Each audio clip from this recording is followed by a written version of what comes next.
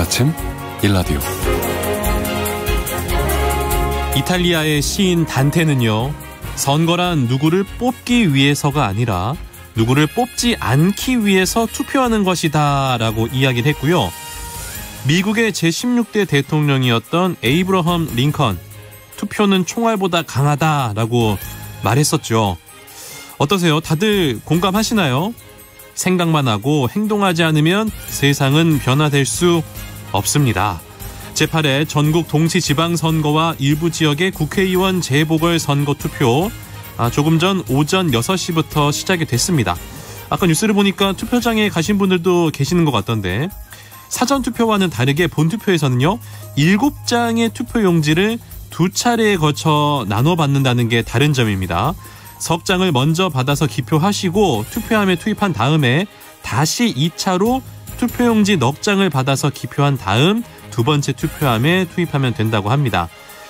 투표는 오후 6시까지 이어집니다. 국민으로서의 소중한 권리 절대로 포기하시면 안 되겠습니다. 관련 소식은 잠시 후 뉴스 브리핑 시간에 살펴보도록 하겠습니다. 6월의 첫날이네요. 6월 1일 수요일, 오늘 아침 일라디오 출발하겠습니다. 저는 아나운서 강승화입니다.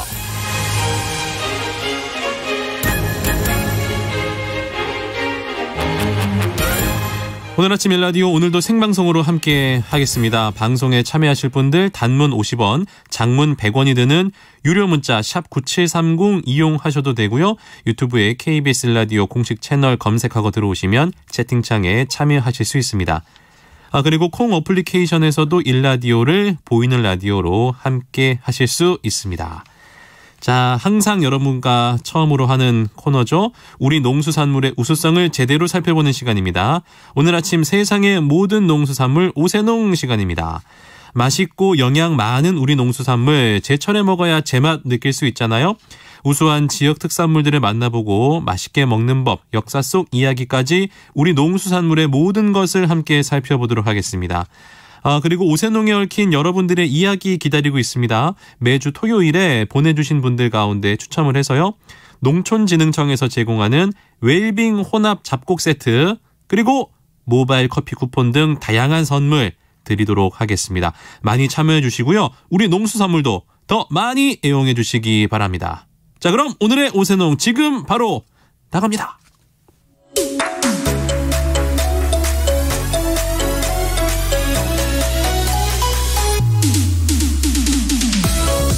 우리 땅, 우리 바다에서 자란 맛있고 건강한 우리 농수산물을 살펴보는 오늘 아침 세상의 모든 농수산물 오세농.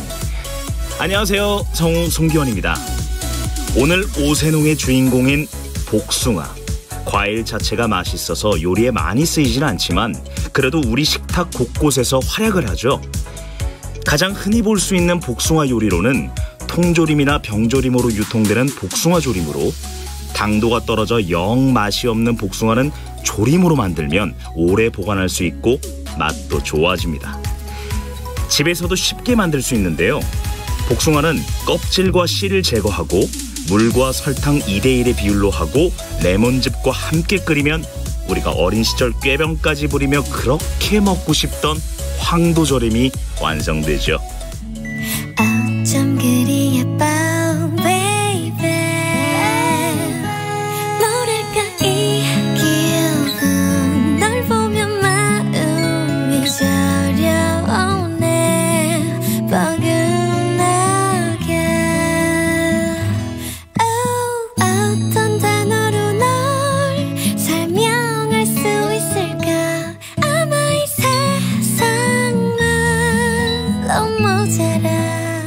아이유의 복숭아 들으셨는데요. 먹음직스러운 통통한 복숭아가 생각나죠? 황도조림, 잼 외에도 복숭아를 위에 얹은 타르트와 케이크, 과자 위에 복숭아잼, 복숭아조림 등을 얹은 복숭아 과자, 또 시중에 여러 형태로 많이 판매되고 있는 복숭아 아이스티도 빼놓을 수 없는 복숭아의 대표 음식입니다. 그리고 최근 경북, 영덕 복숭아빵도 주목할 만한 복숭아 아이템이죠. 생산에 청신호가 켜졌다는 소식입니다. 지역 특산물인 복숭아를 활용해 공동 개발한 제품으로 현재 복숭아 젤리를 첨가한 만주 제조 방법이 관련 특허를 딴 상태라고 하네요. 앞으로 복숭아빵을 지역 대표 특산 가공품으로 성장시킬 계획이라고 하니까 달콤하고 부드러운 복숭아빵 맛 기대됩니다. 여러분은 복숭아 주로 어떻게 드시는지요? 맛있게 먹는 방법, 복숭아에 얽힌 어린 시절 추억, 복숭아에 대한 모든 것.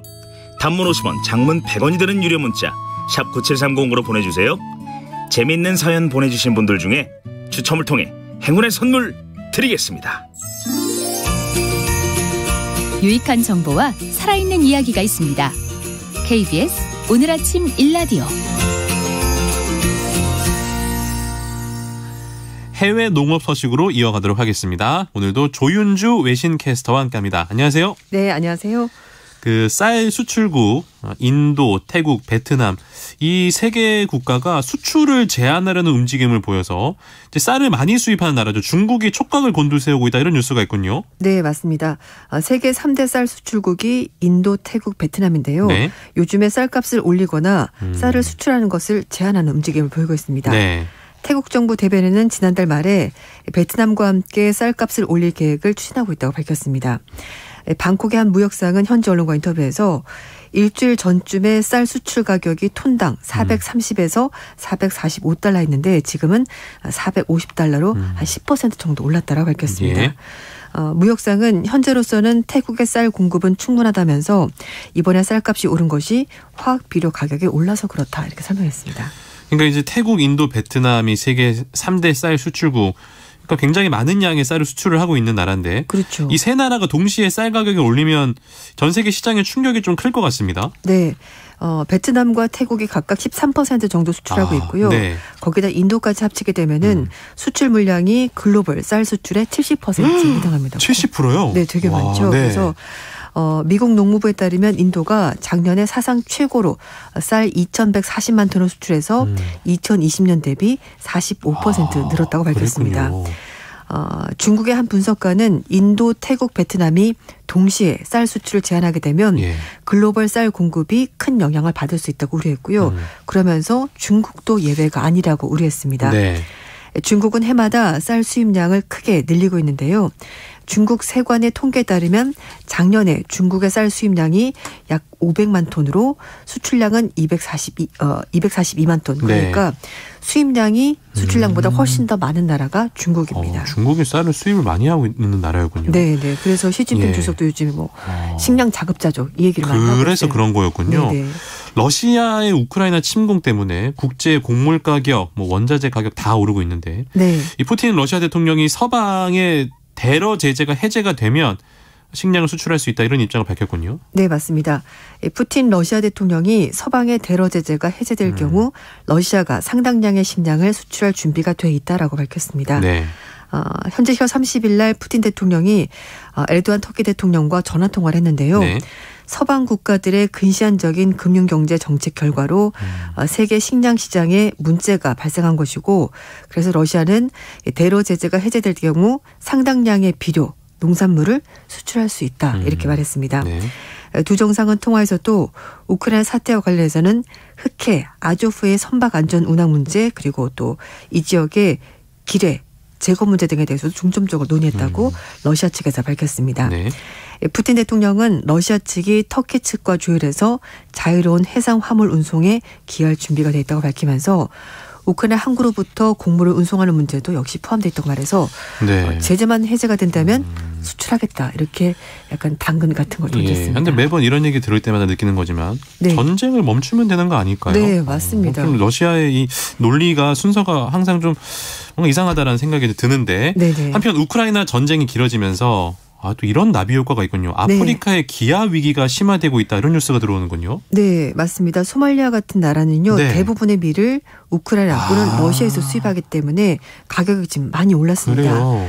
이 소말리아 수도 모가디슈에 살고 있는 한 가장은 요즘에 물가가 너무 올라서 밀가루, 기름을 살 여유가 없다라고 말했습니다. 이게 네. 주식이니까 그렇죠. 힘들어지는 겁니다. 네. 이렇게 우크라이나 전쟁 이후에 아프리카 지역의 기아 위기가 더 심화되고 있다고 AP통신이 보도했는데요. 소말리아로 밀가루를 수입하는 한 사업자는 상황이 더 악화될 것으로 전망했습니다. 네. 현재 다른 곳에서 식량을 들여올 컨테이너가 부족해지고 있다는 건데요. 이 수입업자는 소말리아 국민들이 밀을 재배할 곳이 없고 방법도 모른다면서 지금 밀 공급이 바닥났을 때 미래가 어떻게 될지 현재로서 가장 큰 관심사가 바로 이 부분이다라고 설명했습니다. 참 이게 식량 가격이 오르면 뭐 네. 있는 사람들이야 뭐 조금 그렇죠. 올랐네라고 생각하지만 맞아요. 빈곤층들은 정말 이 좀 생존의 위협을 받는 그래서 빈곤층 같은 경우는 심각한 기아에 직면하고 있겠습니다. 네, 그렇죠. 사실 소득의 대부분을 먹는 데 쓸 수밖에 예, 없기 때문에 그렇죠. 더 심각한 상황인 건데요. 네. 데이비드 비슬리 유엔 세계식량계획 사무총장은 이번 달 초에 기아가 전례 없는 수준으로 급증하고 있다. 이렇게까지 말했습니다. 네. 유엔의 통계에 따르면 아프리카 국가들은 2018년부터 2020년 사이에 밀의 44%를 러시아와 우크라이나부터 수입했습니다. 그런데 지금 수입을 못한 상황이죠. 예. 그래서 아프리카 개발연맹은 이미 밀 가격이 45%나 올랐다고 밝혔는데요. 카메룬 한 제빵사는 밀 수입 부족 때문에 빵 가격이 40%는 오른 이후에 고객이 300명에서 100명으로 급감했다고 밝혔습니다. 네. 그래서 이미 직원 절반가량을 해고했다고 밝혔고요. 이 아프리카 개발은행은 밀 수입 부족과 함께 수입 비료 가격이 급등해서 아프리카 대륙의 식량 생산량이 20% 정도 감소할 거라고 경고를 했습니다. 네. 그래서 15억 달러 규모로 투입해서 농부들에게 종자, 비료 등을 제공한다는 방침을 세워주고 있습니다. 전 세계적으로 지금 밀이나 쌀 같은 경우는 네. 재배 지역을 좀 넓게 좀 퍼뜨렸으면 좋겠어요. 너무 한 국가에 집중돼 있다 맞아요. 보니까 이런 일이 또 생기는 것 같습니다. 근데 또 이게 네. 밀이나 쌀 같은 경우에는 주식이잖아요. 예. 그러니까 많이 먹는 거기 때문에 비싸게 생산할 수가 없잖아요. 그러니까 그러네요. 가능하면 싸게 한 군데 많이 모아가지고 사는 그러니까 생산하는 곳이 그걸 수입해서 먹는 것이 그렇군요. 싸니까요. 네, 맞아요. 중국에서는 곡창지대가 이제 동북 지역인데 네. 여기에 이제 비가 안 내렸나 봐요. 인공 강우를 뿌려가지고 가뭄을 해소했군요. 네, 그렇습니다. 네. 중국의 대표적인 곡창지대인 동북 지역의 지린성 네이멍구 자치구가 네. 지난달 말에 인공 강우를 실시했습니다. 신기합니다. 네. 이 봄 파종 밭작물이 싹 트는 시기가 지금인데요. 한 해 농사를 결정짓는 중요한 시기인데 한 달 가까이 건조한 날씨가 이어지면서 네. 가뭄이 계속된 겁니다. 지린성은 4월 중순부터 5월 중순까지 한 달간의 강우량이 예전의 절반 수준인 26.5mm에 그쳤습니다. 예. 네이멍구는 석 달에 가까운 기간 동안에 비다운 비가 내리지 않아서 경작 면적의 30%가 가뭄 피해를 보고 있습니다. 아니, 지금 우리나라도 가뭄 때문에 농가들 되게 힘든 상황이라고 들었는데. 네, 비가 안 오죠 요즘에. 예, 그래서 뭐 비가 안 오면 한 해 농사 망치잖아요. 또 중국 네. 같은 경우는 인공강우로 급한 불은 끄는 셈인 겁니까? 네, 맞습니다. 근데 가뭄도 지금 문제인데요. 네. 요즘에 강한 바람이 불면서 이 파종한 종자가 차근, 그러니까 뿌리를 못 내리는. 네, 맞아요. 그런 네. 상황이라고 합니다. 지린성은 인공강우로 지린선 전역에 평균 11.3mm 비가 내린 데 이어서 지난달 26일에도 비가 이어져서 일단 대부분 지역의 가뭄은 해소가 됐다라고 밝혔습니다. 네. 중국 지린성은 중국의 대표적인 옥수수 산지라고 합니다. 라오닝성도 인공 강우에 나서면서 차오양시 일대 가뭄이 어느 정도 해소가 됐습니다. 네. 중국의 기상당국은 이번 인공강우를 통해서 지린, 랴오닝, 네이멍구 가뭄 지역의 대부분이 해갈됐다고 밝혔는데요. 앞에도 잠깐 말씀드렸습니다만 식량 안보를 강조하고 있는 중국 당국은 지린성을 비롯해서 중국의 밭작물 생산량의 25% 차지하고 있는 동북 삼성, 헤이룡, 지린, 랴오닝의 식량 증산에 상당히 많은 공을 들이고 있습니다. 네, 알겠습니다. 미국으로 한번 가보도록 하겠습니다. 야, 또 이런 일이 있었군요. 대형마트에서 팔고 있는 네. 유기농, 그러니까 일반 딸기 말고 유기농 네. 딸기를 먹었는데 그 이후에 A형 간염에 걸려서 미 식품의약국, 그 유명한 FDA가 조사를 벌이고 있군요. 네, 맞습니다. 미 식품의약국 FDA가 뭐 월마트, 세이브웨이, 트레이더스 이런 판매된 미국과 캐나다 생산한 유기농 딸기 예. 관련해서 A형 간염 보고가 있었고요. 예. 이거에 대해서 조사를 벌이고 있다고 미국 언론들이 사실 대대적으로 보도한 뉴스입니다. 네. FDA에 따르면 딸기 관련 A형 감염과 관련해서 미국에서 17건이 보고가 됐고요. 이 중에 12건은 결국 사람들이 병원에 입원했다고 합니다. 17건 중에서 15건은 캘리포니아주에서 나머지 2건은 미네소타, 노스다코타주에서 발생했습니다. FDA와 질병통제예방센터 그리고 캐나다 보건당국은 지난 3월 5일부터 4월 25일 사이에 마트에서 유통된 프레시 캠프와 그리고 HB사의 유기농 딸기가 A형 감염을 유발했는지 현재 조사를 벌이고 있습니다. 아니 근데 그러면은 지금 FDA 이야기로는 유기농 딸기 때문에 A형 감염에 걸릴 수도 있다라는 건데 이 경로가 어떻게 됩니까? 일단 A형 감염은 이 바이러스성 감염의 하나고요. 오염된 물이나 음식을 먹을 경우 그러니까 먹어서 전파가 되는 겁니다. 아, 그래요? 또는 감염된 사람과 긴밀하게 접촉을 하더라도 전염이 되는데요. 일반적으로 A형 감염자는 1주에서 2주 정도면 회복이 되는데 드물게는 만성화로 바뀌는 경우도 있다고 합니다. 주변에 그 A형 감염 앓으셨던 분들 봤는데 굉장히 아프거든요. 어쨌거나 이런 딸기로 인해서 A형 감염이 생기는 일은 없어야 될 것 같습니다. 자, 오늘도 다양한 해외 농업 소식 외신캐스터 조윤주 씨와 함께했습니다. 오늘 말씀도 고맙습니다. 네, 감사합니다.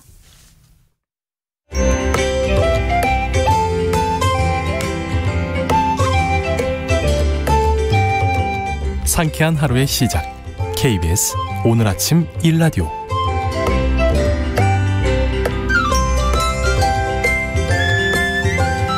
최신 글로벌 트렌드를 전하는 IT 브리핑 시간입니다. 오늘도 김덕진 미래사회 IT 연구소장과 함께하겠습니다. 안녕하세요. 네, 안녕하세요. 반갑습니다. 김덕진입니다. 일단은 소장님께 제가 사과의 말씀 전하겠습니다. 네. 지난주 금요일 저녁에 저한테 전화하셨잖아요. 제가 그때 다음날 새벽 근무여서 자고 있어가지고요. 친절하게 전화를 받지 못했습니다. 네, 방송에서 아침부터 TMI 감사드립니다. 예, 굉장히 좀 그날 밤 취하신 것 같던데 제가 친절하게 전화 받지 못한 점 정중히 사과드리겠습니다. 네, 이제 그런 문제들을 해결하기 위해서 이제 앞으로는 주 1회만 출근할 수 있는 시대가 온다. 이 얘기 오늘 자연스럽게 또 오늘 주제를 하려고 좀 나왔습니다. 오늘 약간 취하신 것 같은데 어젯밤 술 드셨어요? 아니에요. 잠에 취했습니다. 어젯밤에 열심히 방송하고. 알겠습니다. 방금 오늘 나눌 이야기에 대해서 살짝 힌트를 주셨는데 출근과 관련된 얘기입니까? 네, 오늘 어떻게 보면은 우리가 지방선거라서 투표도 하지만 역시 회사 안 가서 좋다 이런 분들 그런 분들 많으시죠. 네, 있으실 거예요. 근데 이제 참 이 얘기 들으면 이거 참 어떻게 봐야 될지 모르겠는데 우리가 잘 알고 있는 카카오가 근무 방식을 바꾸겠다라고 하는 게 이제 화제가 되고 있습니다. 어떻게 바꿉니까? 주 1일만 사무실 출근하고요. 주 4일을 메타버스 출근으로 바꾸겠다. 네, 이렇게 어제 이제 이야기가 나오면서 모든 사람들 특히나 이제 사무직에 있는 분들은 무슨 소리야? 뭔 소리? 이렇게 이제 놀라웠게 하는 거죠. 정리해 보면 지금 주 5일째잖아요. 그렇죠. 그러니까 5일 동안 사무실에 나가서 열심히 일하고 맛있게 밥도 먹고. 근데 카카오라는 회사에서는 사무실에 일주일에 한 번만 와라. 나머지 4일은 메타버스? 그 버스는 아니잖아요, 그게. 그렇죠. 가상세계 아닙니까? 그렇죠, 그렇죠. 예, 그렇게 한다는 거예요? 네, 맞습니다. 이제 지금 원격 근무를 하고 있는데 이달 말에 원격 근무 종료하고도 회사에 복귀하기보다는 어디서든 일할 수 있는 이른바 이제 메타버스 근무제를 기본 근무로 바꾼다는 건데요. 이제 어떻게 보면 오는 7월부터 이 전사에 좀 시범 적용을 할 것이고요.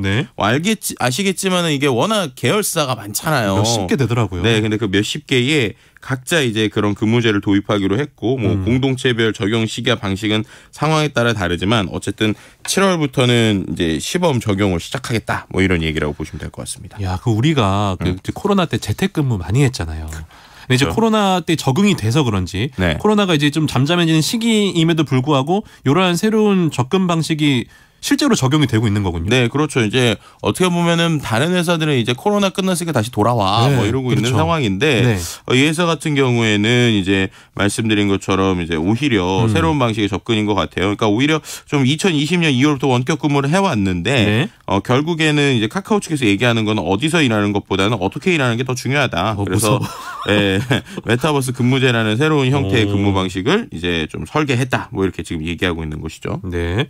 아니 근데 지금 들으시는 분들은 아니 그게 IT 회사라고 너무 좀 세련된 말 쓰는 거 아니에요? 재택근무지 무슨 메타버스 근무요라고 궁금증 생길 수도 있을 것 같은데 메타버스 근무는 일반 재택근무랑 뭐가 다릅니까? 일단은 우리가 일반적인 재택근무를 생각을 해보시면 컴퓨터 앞에 앉는 건 일단 똑같겠죠. 그렇죠. 근데 컴퓨터 앞에 앉아가지고 일을 지시받거나 아니면 일할 때 보면은 그냥 우리가 아는 뭐 메신저 아니면 전화 통화나 뭐 네. 화면을 통해서 뭐 김대리 이런 일을 해. 그러면 그렇죠, 이제 그렇죠. 일하고 뭐 그렇게 되는 거잖아요. 네. 근데 이제 메타버스 안에서 근무를 한다는 건 가상의 어떤 게임과 같은 공간에 내 캐릭터가 들어가서 네. 그래서 거기에서 이제 실제로 다른 캐릭터랑 이제 대화도 하고 그리고 내 자리에 앉아서 그 안에서 이제 가상에서 컴퓨터를 키우고 그 안에서 일을 한다. 뭐 이렇게 생각하시면 될 것 같아요. 그 게임처럼 네, 내 그렇죠. 캐릭터가 이제 그 메타버스라는 그 세계에 들어가. 야, 희한합니다, 이거. 근데 실제로 이번에 코로나 시기에 우리가 알고 있는 뭐 또 다른 이제 부동산 회사 뭐 직방 이런 데 같은 경우에는 네. 실제로 가상 오피스들을 만들어서 그 안에서 계속 근무를 하기도 했어요. 그러니까는 그래요? 실제 게임과 같은 공간에 들어가면 네. 실제 이런 건물이 있는 거예요. 그래서 건물에 뭐 예를 들면 30층에 가서 예. 30층에 가면 제 자리가 있습니다. 그래서 이제 그 자리에서 실제로 이제 작업을 할 수 있는 거라고 보시면 될 것 같고요. 예. 그리고 이제 실제로 캐릭터들끼리 근처에 딱 가잖아요. 예. 그러면은 화면 캠이 떠요. 그래서 이제 실제 얼굴들을 보면서 대화를 한다든지 예. 뭐 이런 식의 이제 뭐 상황도 있고 또 회의를 하더라도 우리가 알고 있는 뭐 온라인 플랫폼 줌 같은 거에 그냥 들어가 있는 게 아니라 예. 이제 어떤 회의 가상 공간이 있고 그 안에서 옆 사람에 붙어서 뭐 소곤소곤 얘기를 하거나 아니면 전체적인 화면을 보거나 이런 식의 이제 어떤 방식이라고 보시면 될 것 같고요. 이야. 실제 뭐 게임 업체 컴투스 같은 경우에도 네. 별도의 그 컴투버스라고 하는 어떤 그 메타버스를 만들기도 했고 와. 또 이제 말씀드렸던 뭐 부동산 회사 이런 데들이 있고요. 네. 또 심지어 몇몇 회사들은 이런 걸 만들어 가지고 그러니까 본인의 회사에서만 쓰는 게 아니라 다른 회사의 임대까지도 어머나. 네, 그 플랫폼에다가 임대를 해준다는 거죠. 그렇죠. 이제 뭐 예를 들면 A 회사에서 만든 걸 B 회사, C 회사가 똑같이 쓰고 싶은 사람 신기하다. 써라. 예. 뭐 이런 식의 방식들까지 좀 나오고 있다고 볼 수 있을 것 같습니다. 아니 그러면은 그 플랫폼 가진 회사들 혹시 뭐 부동산도 분양합니까? 사무실 좀 사고 싶은데 메타버스 사무실. 일단 가상 부동산을 분양한다는 표현을 쓰고는 있는데 그렇다고 뭐 돈을 받고 이러지는 않고는 있고요. 아직은. 예. 네, 어쨌든 그렇군요. 이런 테스트적으로 좀 쓰고 있는 거로. 야, 세상이 한 이 코로나 시기를 겪으면서 2년 사이에 너무나 많은 게 바뀐 것 같은데. 근데 전 이런 점이 좀 한 가지 걱정이 되는군요. 실제 사회에서도 네. 이제 회사 생활을 하다 보면 저 멀리 뭐 부장님 계신다든지 내가 싫어하는 사람 보이면 도망가고 뭐 피하거든요. 그렇죠. 소통이 안 됩니다. 근데 이제 메타버스 같은 경우는 네. 더욱 더 잘 보일 거 아닙니까? 그렇죠. 내가 싫어하는 캐릭터가 막 돌아다니면 네. 피해 다니고 도망가겠죠. 도망가고 네. 이 커뮤니케이션이 더 안 되는 거 아닙니까? 이러면? 그래서 이번에 지금 이제 계속 우리가 말씀드리고 있는 이제 카사 같은 경우에는 네. 이 문제를 극복하는 방식으로 하나의 제안을 하긴 했어요. 네. 어떤 거냐면 텍스트나 음성, 영상 등 적절한 수단이 계속 연결돼 있게 만든다는 거예요. 네. 그래서 뭐 예를 들면은 지금 나오고 있는 방식 중에 하나인데 우리가 이제 뭐 지금 이제 톡 같은 경우 뭐 단체 톡 같은 경우에는 그냥 내가 글을 쓰고 싶을 때만 쓰고 네. 다른 사람들이 쓰면은 이제 뜨긴 하지만 제가 안 볼 수 있잖아요. 그렇죠. 근데 이번에 이 톡 기능에 음성 기능이 좀 일부 들어갔어요. 그리고 이제 지금 이 회사에서 말하는 것은 뭐 다른 어떤 서드파이트, 그러니까 다른 앱을 써가지고 어떤 네. 방식으로 하려고 하는 거냐면 네. 쉽게 말하면 단체 톡방 같은 데 들어가 있는데 거기에서는 자기가 글자를 나오는 것들을 푸시를 해서 그때 원하는 때만 보잖아요. 네. 근데 이 방식은 쉽게 말하면 음성 이어폰 같은 걸 계속 끼고 있는 거예요. 그래서 무선 이어폰 같은 걸 끼고 있는 상황에서 네. 그 방 안에서 누가 얘기를 하면 계속 들어야 돼요? 얘기한 게 이제 계속 들리는 방식이라고 보시면 될 것 같습니다. 네. 네, 그렇게 되니까는 예를 들면은 그 안에서 제가 이야기하고 싶을 때는 이야기하고 다른 사람들이 막 떠들고 있는 거는 약간 우리 사무실에서도 약간 일종의 소음이 들리듯이 네. 그렇게 들으면서 계속 연결을 시키겠다. 뭐 이런 식의 방식이 좀 이번에 제안되고 있는 것이죠. 저는 그러면 네. 이어폰을 살며시 내려놓겠습니다.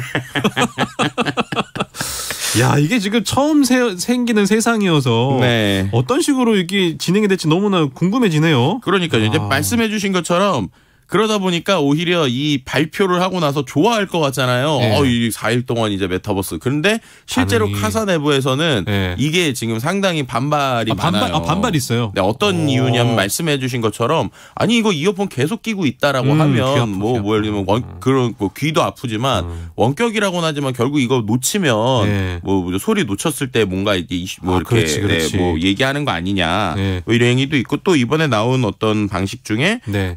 어쨌든 오후 1시부터 5시까지는 무조건 집중 근무해야 된다. 그러니까 예를 들면 위치는 어디 있어도 무조건 그 시간에는 이어폰 끼고 있어야 된다. 이런 식의 얘기가 나오니까 일이 더 힘들어지네요. 오히려 지금 이 회사에서 하는 근무 유연성이 더 악화된다. 이런 얘기 나오고 있고요.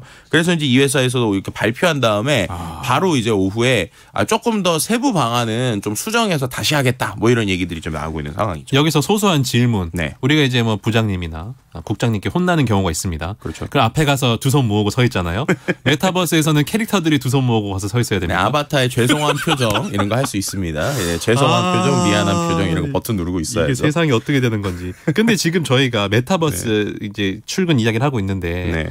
근데 이런 건 어떻게 합니까? 뭐 예를 들어서 내가 무거운 거를 배달을 하는 업종이라든지 그렇죠. 운전을 해야 된다든지 이런 사람들은 메타버스 출근을 할 수가 없잖아요. 그러면은 차별이 생기는 거 아닙니까? 네, 그래서 그게 또 이제 이슈가 되고 있어요. 네. 회사 내에서도 제조, 물류 아니면 뭐 말씀하신 이런 오프라인에서 무조건 일해야 되는 분들이 있는데 네. 이런 분들은 이렇게 되면 당연히 상대적 박탈감이 그렇죠. 크겠죠. 네. 그리고 이제 또 한 가지 이슈가 그 기업 보안도 이렇게 되면 유출될 수 있다. 아, 그렇지. 인터넷으로. 왜냐하면은 일의 20%만 이제 사무실에서 하고 나머지 80%가 밖에서 하면 중요한 파일을 당연히 밖에 갖고 가거나 메타버스에 올라갈 수 있는데 네. 뭐 이렇게 되면은 근무 형태에서 차별, 내부 보안 정보, 온라인 공간 유출 위험 이런 것들 때문에 이게 진짜 가능한 거냐라고 하는 얘기들도 계속 나오고 있는 상황이기도 합니다. 참 신기합니다. 그 우리나라 카카오 이야기를 했는데 네. 그러면은 해외에 빅테크 기업들 많잖아요. 네. 이런 회사들은 어떻게 하고 있습니까? 재밌는 게 빅테크 기업들은 오히려 최근에요. 거꾸로 오프라인 사무실에 투자를 엄청 늘리고 있어요. 왜죠? 그러니까 결국에는 이 코로나 기간에 해봤더니 생산성 측면에서 마이너스가 있다. 혹은 이제 어떻게 보면은 대화를 하고 커뮤니케이션 해야 되는데 그게 어렵다라는 거거든요. 안 되고 대화도 안 되고. 네. 근데 어쨌든 빅테크 기업도 그렇고 이제 그러다 보니까 해외 빅테크 기업도 어떤 문제들이 생기냐면 네. 사무실로 돌아와라 이랬더니 그럴 거면 나 출근 안 해.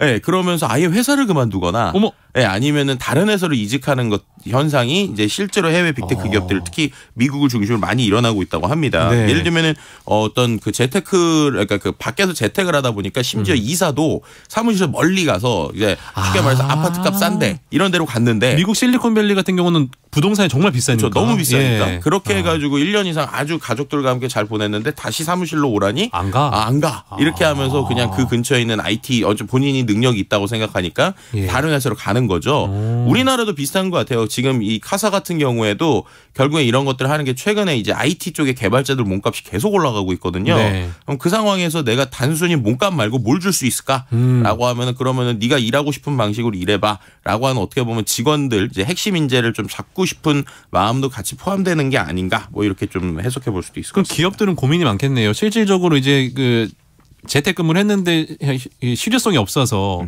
이제 그 직접 출근하라고 하는 미국 기업들이 많은데 네. 근로자들은 싫다 그러고 그렇죠. 이제 혼돈의 상태인 것 같습니다.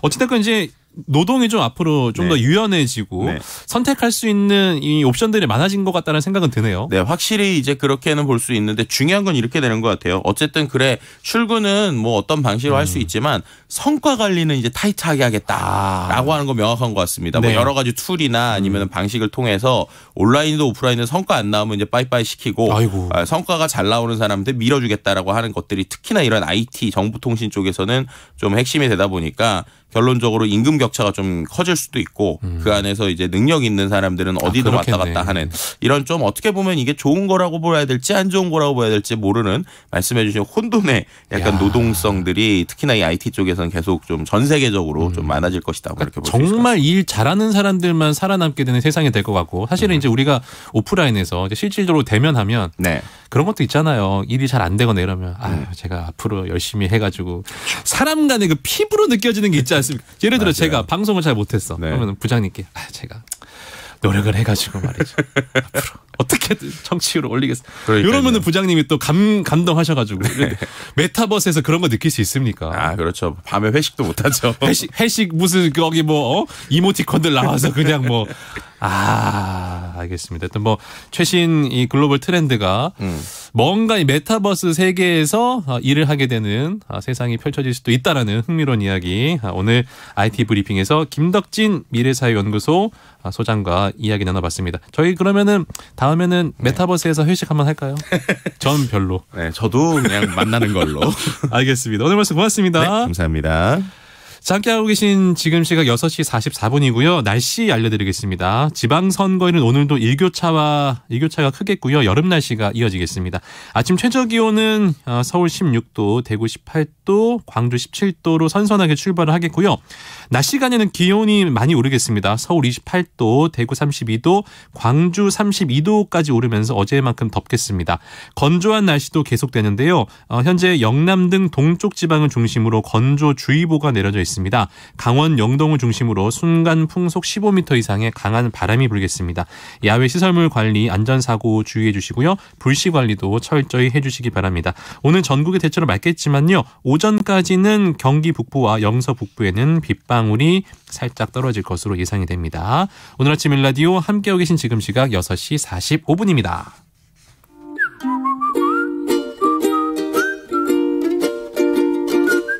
오늘 아침 일라디오 강승화 아나운서의 진행으로 듣고 계십니다.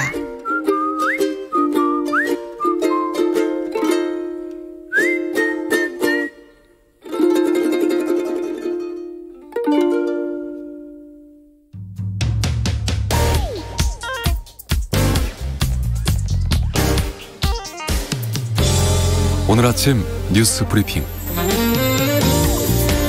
뉴스 브리핑. 어제는 스튜디오에 나왔던 정상근 기자가 오늘은 전화로 연결을 하도록 하겠습니다. 여보세요? 네, 안녕하십니까? 예, 잘 지내셨죠? 네, 지냈습니다. 지낸다니 이게 무슨 얘기입니까? 잘 지냈습니다. 아, 잘 지냈습니까? 잘 빠졌네요. 네. 뉴스 살펴보도록 하겠습니다. 네. 근데 요즘에 참 불이 많이 나네요. 어제는 또 경남 밀양에서 산불이 발생했네요. 네, 그렇습니다. 어제 오전 9시 25분쯤 경남 밀양시 부북면 추나리 일대산 중턱에서 원인을 알 수 없는 불이 났습니다. 발화 지점이 화산마을 추나농공단지 인근인데요. 이 주변에 요양병원과 아파트 단지가 있고 또 밀양시청이 있는 시가지와도 멀지 않은 곳이었습니다. 산림청은 불이 난 지 2시간여 만에 이 산불 국가위기경보 심각 단계와 함께 이 대응 3단계를 발령했고요. 네. 어제 오전엔 이 산불 발생 지역과 가까운 100가구 주민 476명에게 대피령이 내려지기도 했습니다. 네. 그리고 오후에도 이 교동의 한 아파트 주민 190여 명이 대피했고요. 주변 주민 800여 가구도 대피 권고가 떨어지기도 했습니다. 산림당국은 어젯밤까지는 주불을 잡는다라는 것이 목표였는데요. 이 주불 진화에는 실패했습니다. 낮 한때 이 초속 11m의 강풍이 불었기 때문인데요.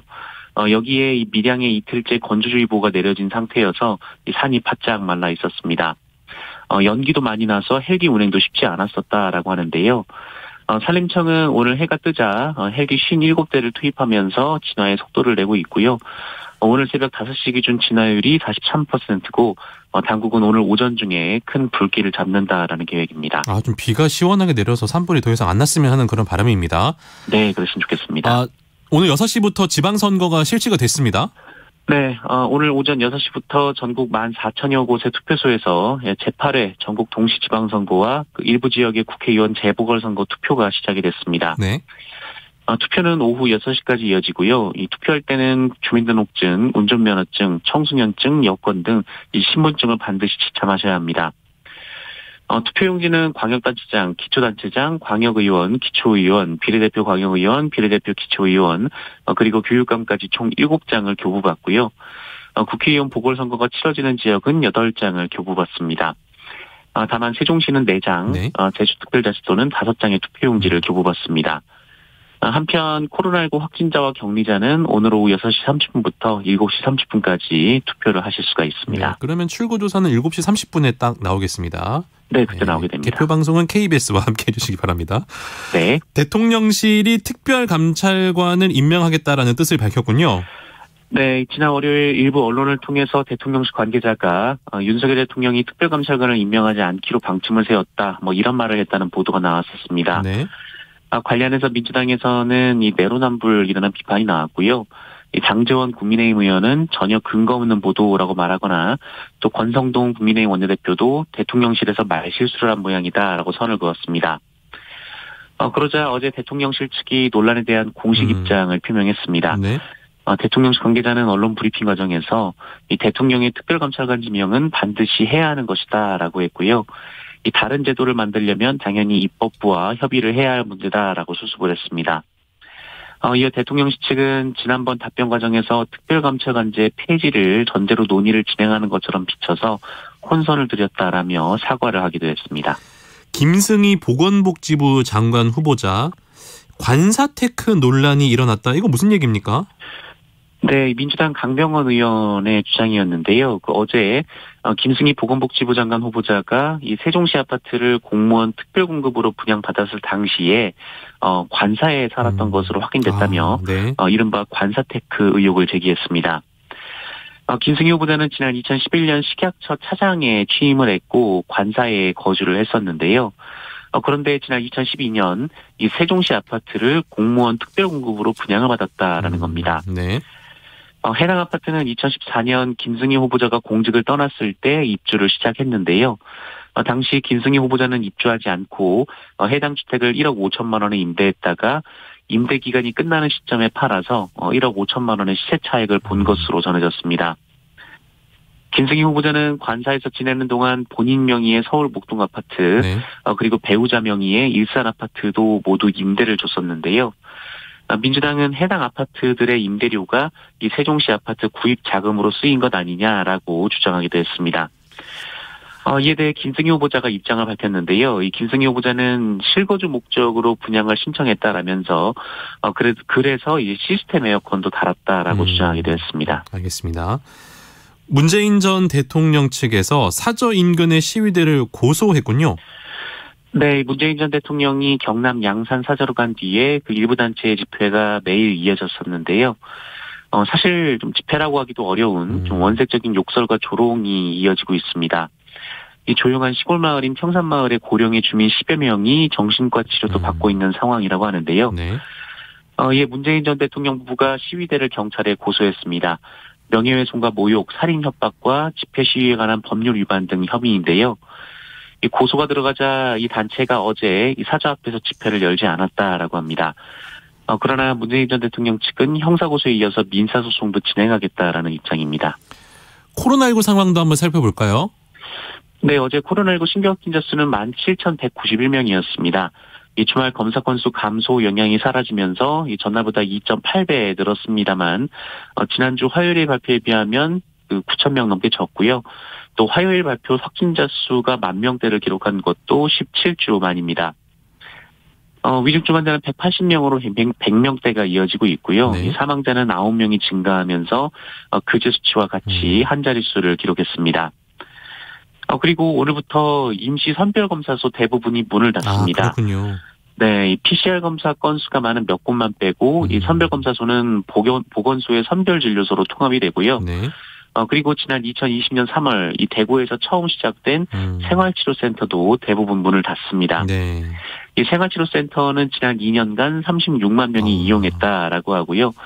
반면 이 확진자 대면 진료가 가능한 외래진료센터는 현재 6,400여 곳에서 더 확대될 예정이라고 합니다. 그 원숭이 두창이 좀 심상치 않은 것 같은데 방역 당국이 위기 경보를 내렸군요. 네, 이 말씀하신 대로 원숭이 두창이 심상치 않아 보이는데요. 예. 이 지난 7일 영국을 시작으로 유럽 곳곳과 이 북미, 중동, 호주 등에서 이 원숭이 두창 감염자가 이례적으로 속출을 하고 있습니다. 네.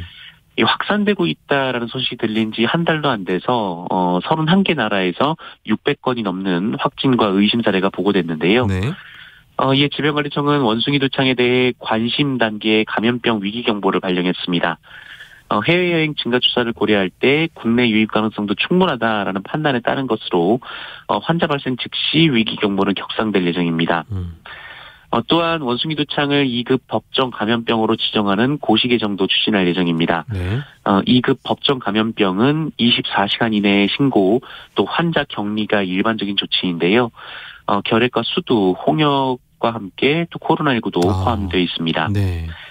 이 방역 당국은 발생국을 방문한 뒤 3주 안에 이 발열과 오한, 이 수포성 발진 등의 의심 증상이 있을 경우 의료진에게 바로 알릴 것을 당부했습니다. 조선 왕릉 시야를 일부 가려서 논란이 된 아파트, 입주를 시작을 했군요. 네, 유네스코 세계 문화유산으로 등재된 조선 왕릉, 이 장릉의 시야를 가리는 것으로 알려진 그 인천 검단 신도시의 내 신축 아파트 입주가 어제부터 시작이 됐습니다. 이 논란의 아파트는 3개 단지 3,400여 세대 가운데 한 곳이고요. 네. 이 단지에서도 어제는 한 가구만 들어온 것으로 알려졌습니다. 하지만 입주가 이제 시작이고 이 나머지 2개 단지도 곧 입주를 진행할 것으로 보입니다. 네. 인천 서구청은 주택법을 지켰다면 승인을 내줄 수밖에 없다면서 이 문화재청의 승인 유보 요청을 받아들이지 않았습니다. 이 문화재청은 관련해서 이 공사 중지 명령 소송을 걸었습니다만 1심과 2심에서 패했기 때문에 이 대법원 판결을 기다릴 수밖에 없는 상황이라고 밝혔습니다. 하지만 문화재청이 설령 이기더라도 그 아파트에 이미 사람이 사는 상태에서 그렇죠. 이 철거나 퇴거 같은 강제 조치를 내리기가 사실상 불가능한 만큼 이 법적 해결은 이제 어려워졌다라는 평가가 나오고 있습니다. 마지막으로 좀 짧게요. 다단계 조심하셔야겠습니다. 사기 사건이 일어났네요. 네, 이 태양광 사업을 하는 회사 채권에 투자하면 돈을 벌 수 있다라면서 이 투자자 5천여 명에게 무려 3,600억 원을 가로챈 일당에 붙잡혔습니다. 네. 이 일당 대표는 자신을 채권 투자에 성공한 수천억 원대의 자산가라고 소개하면서 매월 2%의 이자를 받을 수 있다며 투자자들을 모았는데요. 네. 직원들에게도 투자자를 데려오면 4%까지 수익금을 준다고 하는 이 전형적인 다단계 사기였습니다. 네.